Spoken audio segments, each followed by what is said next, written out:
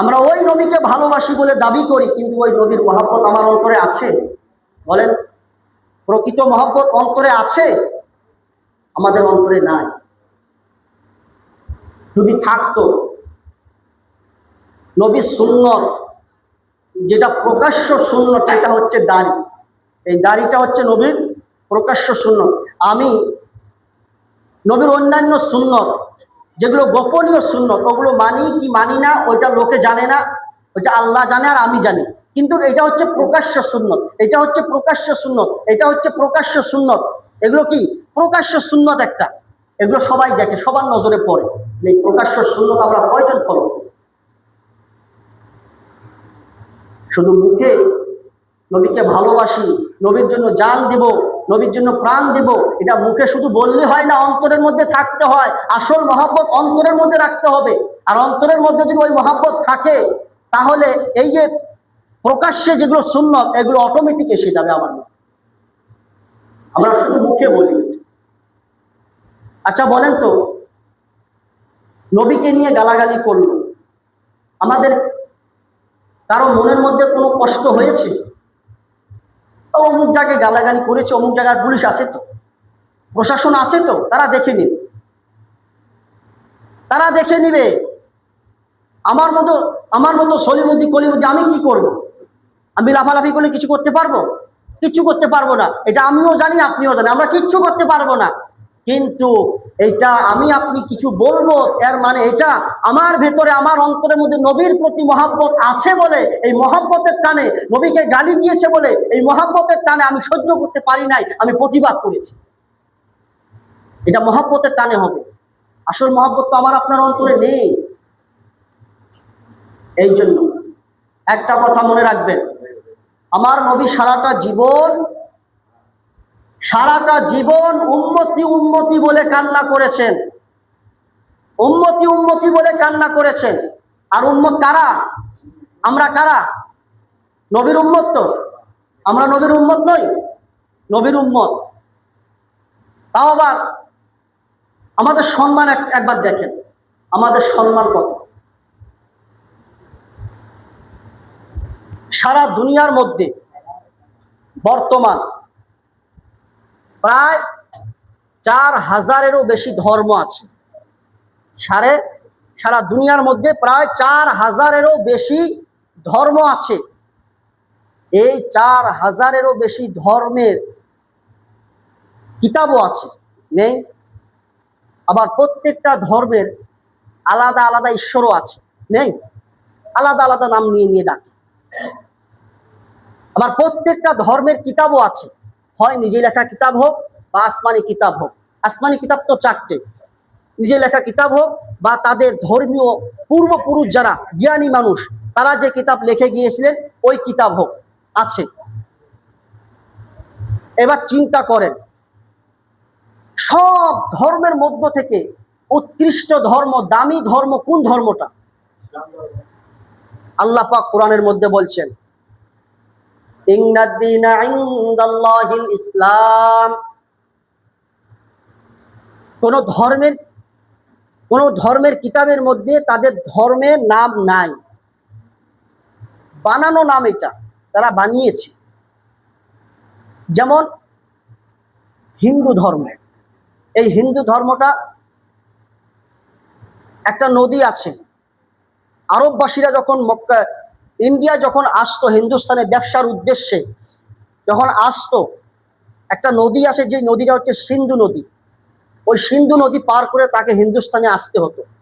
আর আরববাসীরা ওই সিন্ধু নামটা উচ্চারণ করতে পারতো না, তাদের ভাষা আরবি ভাষাভাষী মানুষ, ওইটা উচ্চারণ করতে পারতো না। ওরা সিন্ধুর জায়গায় বলে দিতে হিন্দু। এই যে হিন্দু হিন্দু হিন্দু বলতে বলতে এই হিন্দুস্তানের উৎপত্তি, এই হিন্দু হিন্দু বলতে বলতে আজকে এই হিন্দুরা জন্ম। এর আগেও ছিল, ওটা ইহুদি নামে ছিল, যে ইহুদি এখনো আছে, কিন্তু আমাদের মধ্যে ভাগ নাই। 4টে মাযহাব রয়েছে, 4 মাযহাবে হানাফি মাযহাবে সব লোক কি এক? হাজার হাজার ফিরকা রয়েছে। তো ওদের মধ্যেও শত শত দল আছে, শত শত লাইন আছে, ভাগ আছে। তো ওর মধ্যে এই সনাতন নামটা দেওয়ার পরে আস্তে আস্তে ওদের মধ্য থেকেও ভাগ ভাগ হয়ে গিয়েছে। কিন্তু ওদের ধর্মের কিতাবের মধ্যে কিন্তু হিন্দু শব্দ নাই, বানানো ওদের। কিন্তু আমাদের ধর্মের কিতাবের মধ্যে আসে না নাই? আল্লাহ পাক কোরআনের মধ্যে সূরা আলে ইমরানের মধ্যে বলছেন, ইন্নাদ-দীনা ইনদাল্লাহিল ইসলাম। আল্লাহ রাব্বুল আলামিন বলছেন, আমার কাছে, আমি আল্লাহর কাছে সব চাইতে প্রিয় যে ধর্মটা, পছন্দ যে ধর্মটা, আমি আল্লাহর মনোনীত যে ধর্ম, ওই ধর্মের নাম হলো ইসলাম। একবার জোরে বলেন না সুবহানাল্লাহ। আল্লাহকে, তিনি হচ্ছেন সমস্ত জাহানের সৃষ্টিকর্তা, তিনি হচ্ছেন সমস্ত মাখলুকাতের সৃষ্টিকর্তা, তিনি সব কিছুকে বানিয়েছেন। আল্লাহ রাব্বুল আলামিন কোরআনুল কারীমের মধ্যে বলছেন, এই আসমান আর এই জমিন, আসমান আর জমিনের মধ্যবর্তী এই ফাঁকা জায়গার মধ্যে যা কিছু রয়েছে সব কিছুকে আমি আল্লাহ তাআলা সৃষ্টি করেছি বলি সুবহানাল্লাহ। এর মধ্যে কি কি রয়েছে? সাতটা মজবুত মজবুত আসমান রয়েছে, আছে কিনা? আল্লাহ রাব্বুল আলামিন সূরা নাবার মধ্যে বলেন, وَبَنَيْنَا فَوْقَكُمْ سَبْعًا شِدَادًا।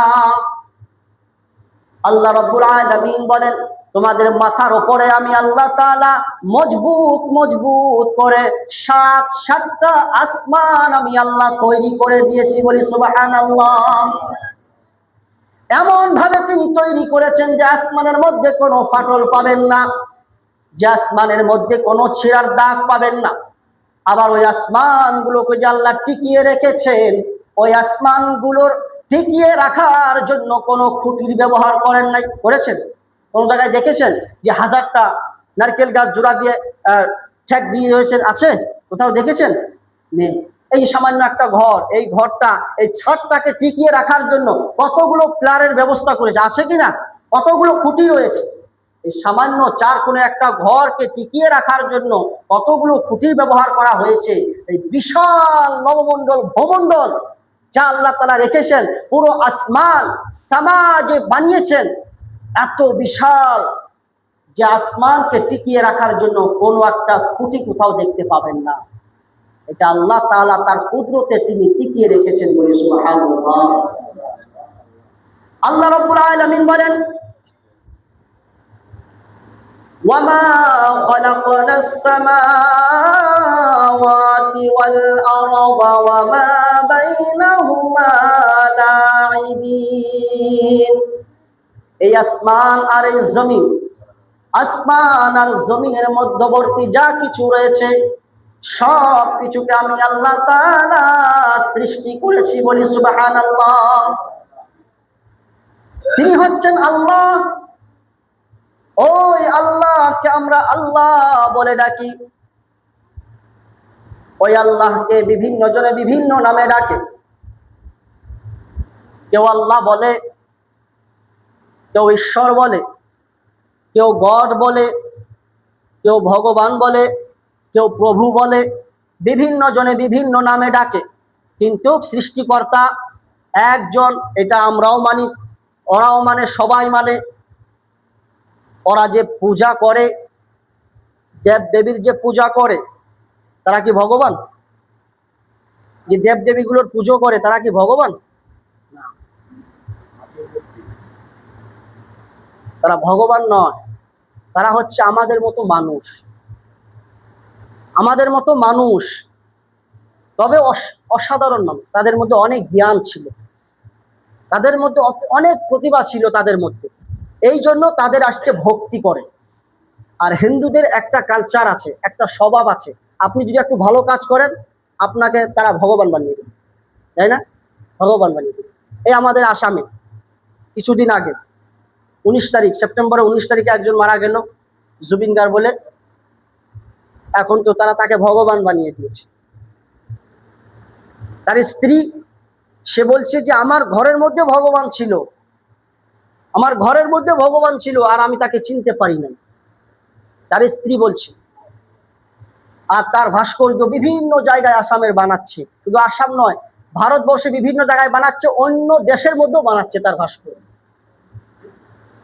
তার ছবি, তার মূর্তি বানাচ্ছে, বানিয়ে বানিয়ে পূজা করছে, যেটা ইসলামে একদম নিষিদ্ধ, হারাম। ভাস্কর্য বানানো কি হারাম, নিষেধ, মূর্তি। তো তাদের মধ্যে এই কালচারটা রয়েছে, আমাদের মধ্যে আছে। আপনার জ্ঞান লাগবে, আপনার শিক্ষা দরকার, শিক্ষার জন্য তার এক দেবীর কাছে যায়, খাদ্যের জন্য আরেক দেবীর কাছে যায়, আবার খেতে ফসল যাতে ভালো হয় আরেক দেবীর কাছে যায়, পানি যাতে আসে আরেক দেবীর কাছে যায়, বিভিন্ন আয় উন্নতির জন্য বিভিন্ন দেব দেবীর কাছে চলে যায়, গিয়ে তাদের কাছে চায়।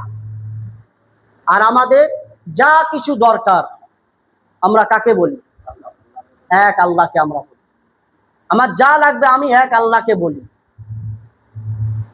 কারণ ওরা যাকে বলবে দেনেওয়ালা মালিক তো একজন, এটা মনে মনে বিশ্বাস আমরাও করি, ওরাও করে, কিন্তু ওদের ওইটা একটা ধর্ম, ওইটা একটা বিশ্বাস। তবে এটা আমাদের মনে রাখতে হবে, কোনো দেব দেবীকে নিয়ে আমাদের গালি দেওয়া হারাম, আমাদের নবী হারাম করেছেন, নিষেধ করেছেন। আল্লাহ রসুল বলেছেন, বুখারী শরীফের হাদিস, তিনি বলেছেন তোমরা কোনো দেব দেবীকে গালি দিও না, কারণ ওইটা তাদের বিশ্বাস। যদি তুমি গালি দাও তাহলে তাদের অন্তরের মধ্যে আঘাত করা হবে। আর যারা মানুষের অন্তরের মধ্যে আঘাত করে, সে হোক মুসলিম চাই অমুসলিম হোক, যদি মানুষের মনের মধ্যে আঘাত করে তাহলে সে আমার দলভুক্ত নয়, সে আমার উম্মতে নয়। ভেবেছেন ইসলাম মানুষকে কি শিক্ষা দেয়? আজকে যারা ইসলামকে কঠোরপন্থী বলছে, ইসলামকে যারা মৌলবাদী বলছে, ইসলামকে যারা জিহাদি জিহাদি বলছে, মানে খারাপ খারাপ ল্যাঙ্গুয়েজগুলো ইসলামের ওপর ব্যবহার করছে, তারা আমার নবীর জীবনী যদি পড়ে না, তাহলে তারা মুসলমান হতে বাধ্য হয়ে যাবে। বিশ্বের যত বড় বড় লেখক, বিশ্বের যত বড় বড় সাহিত্যিক আমার নবীকে নিয়ে যারা, আমার নবীর জীবনী নিয়ে যারা চর্চা করেছে, তারা সবাই মুসলমান হয়েছে, সুবহানাল্লাহ। কোরআনের ভুল ধরার জন্য একটা পেয়ে গেলাম, আমরা আল্লাহকে পেয়েছি, এক আল্লাহকে আমরা পেয়েছি, এই দিক থেকে আমরা কি, আমরা নিজেকে সৌভাগ্যবান মনে করি, এক আল্লাহকে আমরা পেয়ে গেছি। দ্বিতীয়ত, সর্বশ্রেষ্ঠ ধর্ম ইসলাম ধর্মকে আমরা পেয়েছি, যেই ধর্মের নাম অন্যান্য ধর্মের নাম তাদের কিতাবে নাই, কিন্তু ইসলাম আমাদের ধর্ম, আমাদের ধর্মের নাম আমাদের ধর্মের কিতাবের মধ্যেই আছে, সুবহানাল্লাহ। আবার ধর্মের দিক থেকে শ্রেষ্ঠ হলাম, আল্লাহ পেয়েছি শ্রেষ্ঠ, আল্লাহ পেয়েছি শ্রেষ্ঠ আল্লাহ, ধর্ম পেয়েছি শ্রেষ্ঠ ধর্ম। এবার কিতাব পেয়েছি সর্বশ্রেষ্ঠ কিতাব, একবার জোরে বলি না সুবহানাল্লাহ। আমাদের কিতাবের নাম কি? কোরআন, কোরআনুল কারীম। এই কোরআনের কম বেশি প্রায় 41টা নাম আছে, 41টা নাম। আমরা কটা নাম জানি? কোরআন, কোরআনুল কারীম, কোরআন মাজিদ, শিফা, হুদা, মুত্তাকিন, বহু এরকম কয়েকটা নাম আমরা জানি, কিন্তু 41টা নাম আছে কোরআনের। কিতাব পেলাম সর্বশ্রেষ্ঠ, তিন দিক থেকে আমরা ভাগ্যবান হলাম, আল্লাহ, ইসলাম, কিতাব। এবং এই কিতাব যে মহামানবের ওপর নাজিল হলো, তিনি হচ্ছেন বিশ্ব মানবতার শান্তির দূত, যিনি হচ্ছেন সমগ্র জাহানের জন্য শান্তির বার্তা নিয়ে এসেছিলেন, মহামানব বিশ্বনবী জনাবে মুহাম্মদুর রাসূলুল্লাহ সাল্লাল্লাহু আলাইহি সাল্লাম। একবার জোরে বলি না সুবহানাল্লাহ। নবী পেলাম শ্রেষ্ঠ, কিতাব পেলাম শ্রেষ্ঠ, ধর্ম পেলাম শ্রেষ্ঠ, রব পেলাম শ্রেষ্ঠ, চারোদিক থেকে আমরা কি শ্রেষ্ঠ। এবার উম্মত, উম্মত আমরা কি কম দামি না বেশি দামি? এই উম্মতের কথা আল্লাহ পাক স্বয়ং কোরআনের মধ্যে বলছেন, একটু আগে বললাম, কুনতুম খায়রা উম্মাতিন উখরিজাত লিন-নাস। আমরা হচ্ছি সর্বশ্রেষ্ঠ উম্মত, ভালো উম্মত। এবার এই ভালো উম্মতের মধ্যে আমাকে দেখতে হবে যে আমি ওই ভালো উম্মতের মধ্যে আছি কিনা। নবীর উম্মত, জন্মগতভাবে আমরা সবাই মুসলমান, মুসলমান মানে নবীর উম্মত। কিন্তু কোরআনে যে বলেছে ওই হিসাবে আমি নবীর উম্মতের মধ্যে আছি কিনা এটা আমাকে দেখতে হবে। কিভাবে দেখব? উখরিজাত লিন-নাস, তোমাকে মানুষের কল্যাণের জন্য বানানো হয়েছে। কিভাবে কল্যাণ করবে? তা'মুরুনা বিল মা'রুফ, সৎ কাজের আদেশ করো। এবার বলেন,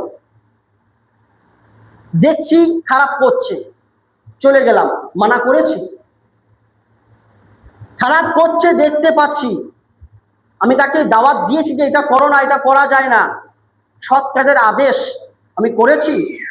অতানহাউনা আনিল মুনকার, খারাপ থেকে তাকে দূরে সরানোর চেষ্টা আমি করেছি? করি না। এটা করা যায় না, এগুলো করো না, ঠিক নয়, চলে গেলাম। তাকে বাধা দিয়েছি যে না এগুলো করো না? কোনো কিছুই বলি না। তাহলে কোরআনের ভাষা অনুযায়ী আমরা কিন্তু শ্রেষ্ঠ হতে পারলাম না, শ্রেষ্ঠ হতে পারি নাই। শ্রেষ্ঠ হতে গেলে কোরআনকে ঠিকভাবে মানতে হবে। আর শ্রেষ্ঠ হওয়ার 5টা বড় বড় কারণ, এই কারণগুলো আমার মধ্যে থাকতে হবে। কি কারণ? 1 নাম্বার কারণ, আল্লাহ রসুলের হাদিস, বুখারী শরীফ, বুখারী শরীফের 8 নাম্বার হাদিস, বুনিয়াল ইসলামু আলা খামস, শাহাদাতু আল্লা ইলাহা ইল্লাল্লাহ ওয়া আন্না মুহাম্মাদার রাসূলুল্লাহ। আল্লাহ রসুল জনাবে মুহাম্মদুর রাসূলুল্লাহ সাল্লাল্লাহু আলাইহি ওয়াসাল্লাম তিনি বলেন যে ইসলামের খুঁটি, ইসলামের ভিত্তি, ইসলামের বুনিয়াদ, ইসলামের স্তম্ভ হচ্ছে 5টা। কয়টা? 5টা। ইসলামের খুঁটি 5টা। 1 নাম্বার, শাহাদাতু আল্লা ইলাহা ইল্লাল্লাহ ওয়া আন্না মুহাম্মাদার রাসূলুল্লাহ।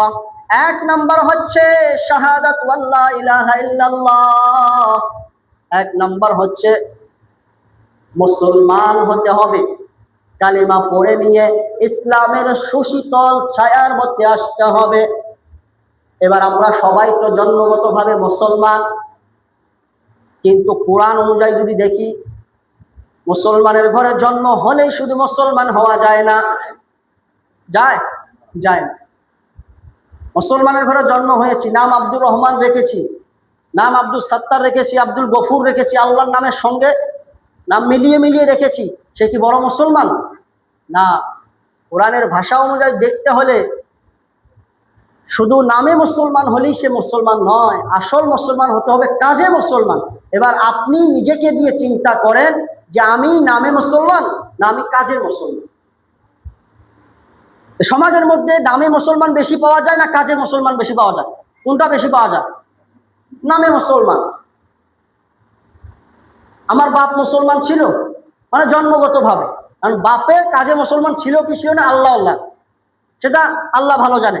কিন্তু মুসলমানের আল্লাহ নাম আসে, মুসলমানের ঘরে জন্ম হয়েছে বলে বাপও মুসলমান আমিও মুসলমান। একটা কাজে মুসলমান হোক চাই না হোক, সমাজের মধ্যে বেশিরভাগ ঘরের মধ্যে নামই মুসলমানে আমরা বেশি আছি। আসল আমাদের হতে হবে কাজে মুসলমান, কাজে মুসলমান হতে হবে।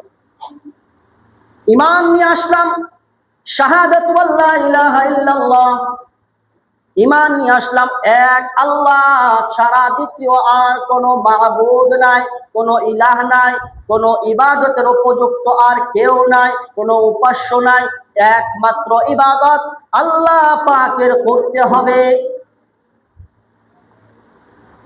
আল্লাহ ছাড়া দ্বিতীয় কোনো মাবুদ আছে?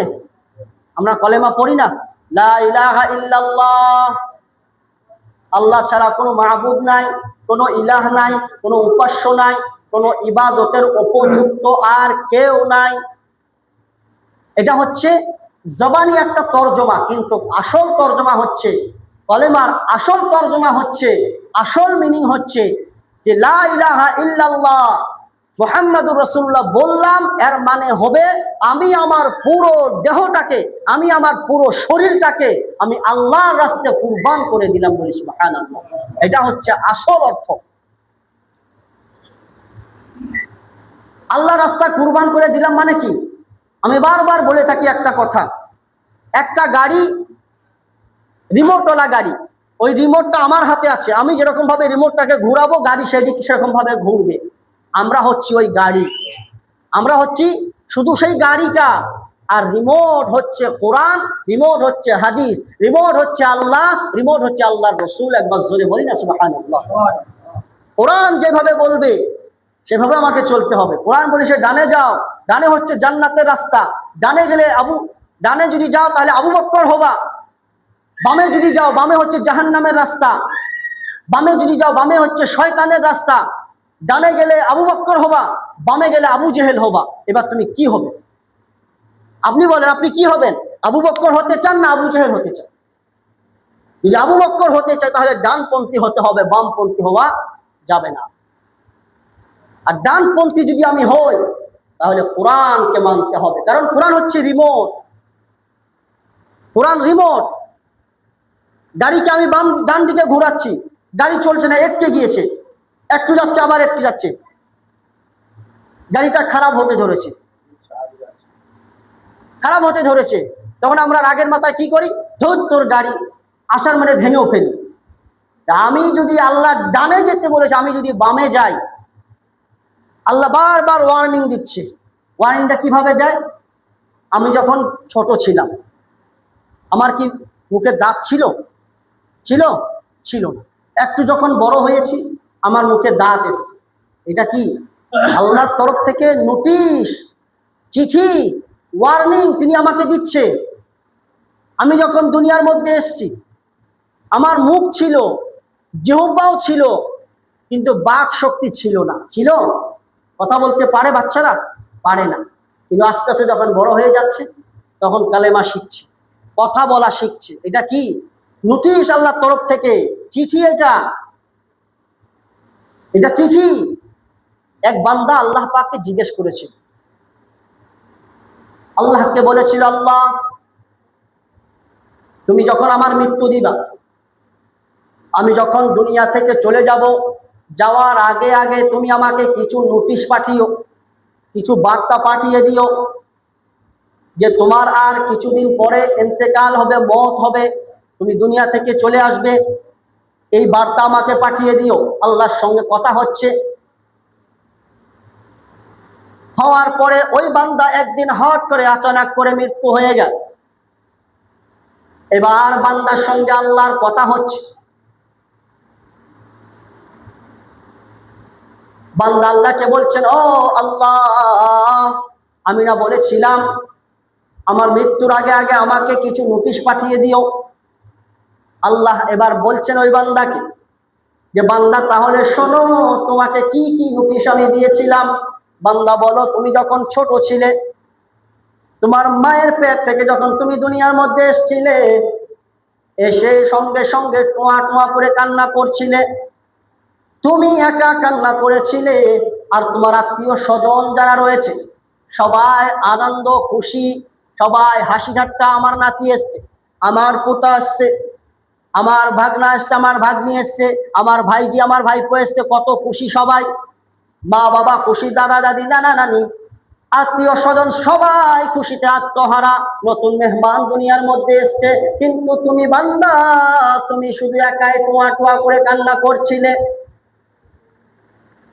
এই জন্য কবি একটা কথা বলছেন, যেদিন তুমি এসেছিলে ভবে, কেঁদেছিলে তুমি, হেসেছিল সবে। আমি যখন দুনিয়ার মধ্যে এসেছিলাম আমি একাই কান্না করছিলাম, আর দুনিয়ার সবাই হেসেছিল, দুনিয়ার সবাই আনন্দ করছিল। দুনিয়ার সবাই বলতে আমার আত্মীয় স্বজন সবাই আনন্দ করছিল।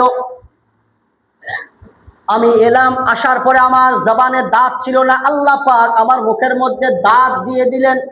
এবার দাঁত দেওয়ার সঙ্গে সঙ্গে আমি কি হাড্ডি চিবোতে পারতাম? পারি নাই। নরম নরম মাংস, ভাত এগুলো খেয়েছি। খাওয়ার পরে আস্তে আস্তে যখন বড় হচ্ছি, আমার মুখের ভেতরে জবান ছিল, জিহ্বা ছিল, কিন্তু আমার বাক শক্তি, কথা বলার শক্তি ছিল না। আল্লাহ তাআলা আমাকে আস্তে আস্তে কথা বলার শক্তি দিয়েছে। আল্লাহ ওই বান্দাকে বলছেন যে, এটা তোমার তৃতীয় একটা নোটিশ, একটা চিঠি আমি তোমাকে দিয়েছি। এরপরে বান্দা যখন আস্তে আস্তে বড় হচ্ছে, ছোট থাকাতে সে হাঁটতে পারে না, পারে? বাচ্চারা হাঁটতে পারে? পারে না। এবার আস্তে আস্তে সে যখন বড় হয়, বড় হওয়ার পরে সাথে সাথে সে আস্তে আস্তে হাঁটাও শিখে যায়। এটা হচ্ছে